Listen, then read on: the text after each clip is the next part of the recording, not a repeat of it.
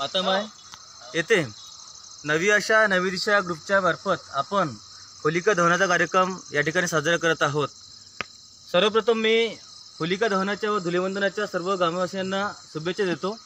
आणि होळीचं महत्त्व काय आहे हे आपण समजून घेतलं पाहिजे। सगळ्यात पहिले होळी म्हणजे काय, तर आपण लाकडं जाळणे हा होळीचा उद्देश नाही आहे।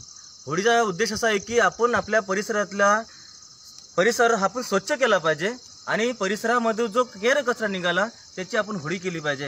म्हणजे राष्ट्रसंत तुकडोजी महाराजांनी होळीचं खूप महत्त्व सांगितलं। त्यांनी तर असं म्हटलं की अज्ञानाची म्हणजे शिक्षण देऊन केली दिवाळी आणि अज्ञानाची करून होळी। अज्ञानाची होळी म्हणजे आपण कायची होळी केली पाहिजे, आपलं जो अज्ञान आहे आपण अज्ञानाची होळी केली पाहिजे। हा आपल्या होळीचा हा महत्त्वाचा संदेश आहे। आणि नवी आशा नवी दिशा ग्रुपच्या आपण हा एक आदर्श घेतला पाहिजे सर्वांनी की एक चांगला उपक्रम आपण राबवत आहोत।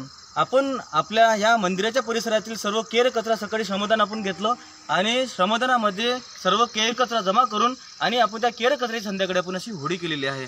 म्हणून हे होळीला अनन्य साधारण असं महत्त्व आहे। आजच्या ह्या आपण सर्व ग्रामस्थांना मी या फेसबुकच्या माध्यमातून संदेश देऊ इच्छितो की आपण सर्वांनी कोणतेही झाड न तोडता, कोणत्याही झाडाला हानी न पोहोचवता आपल्या परिसरातील केर कचरा जमा करून त्या केर कचऱ्याची आपण होळी केली पाहिजे। आणि ह्या होळीमध्ये आपला अहंकार, त्यानंतर आपलं आळस आणि आपलं अज्ञान हे आपण जाळून टाकलं पाहिजे आणि सुख समृद्धी आपल्याकडे आली पाहिजे। त्यासाठी आपण सगळ्यात महत्त्वाचं म्हणजे अज्ञान आणि अहंकार, द्वेष, राग, मत्सर, मोह काय त्याग असतो तो आपण त्याग केला पाहिजे।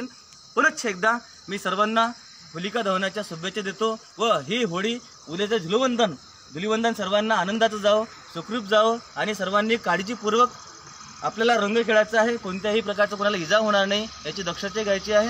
आणि नवी आशा नवी दिशा ग्रुपच्या मार्फत आपण या ठिकाणी होलिका दहनाचा कार्यक्रम घेतला, त्याबद्दल सर्वांचे आभार मानतो, शुभेच्छा मानतो। सर्वजण या ठिकाणी आलेत, सर्वांना पुन्हा एकदा आभार मानतो। धन्यवाद।